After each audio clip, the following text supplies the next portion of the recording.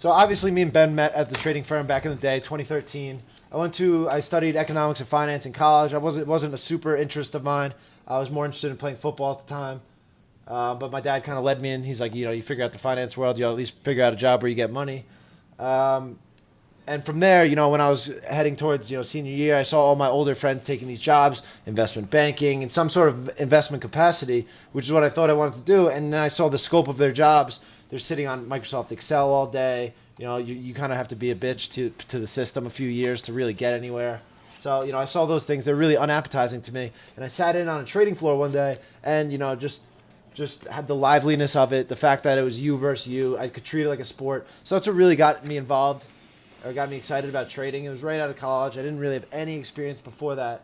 And so from there, then I joined the trading firm, took a risk on myself. The first year and a half, I didn't, I obviously learned a lot, made a lot of traction, but I didn't make a lot of money. I didn't start making money until really 2 full years in. And then years 3, 4, and 5 is when my account really exploded. I was able to leave the firm, live my own very comfortably, all these things. So, it took me a couple of years to really get the hang of it. I think new traders kind of want to come in and just start putting up big numbers right away, but there's so much to learn. You got to shoot a lot of jumpers before you have a decent jump shot. So, my trading journey is, it was definitely a more difficult road. I have a very small time frame. I try to make really big returns. I'm very tight risk. So, but I know that going in, and through the years, I just get better and better. Had my best year last year. Had my best year the year before that. Would like to build on that this year. So it's all about building. People want to tell me like, oh, it must be so nice you made it and things like that. I made it in some sense, but we're still battling every single day.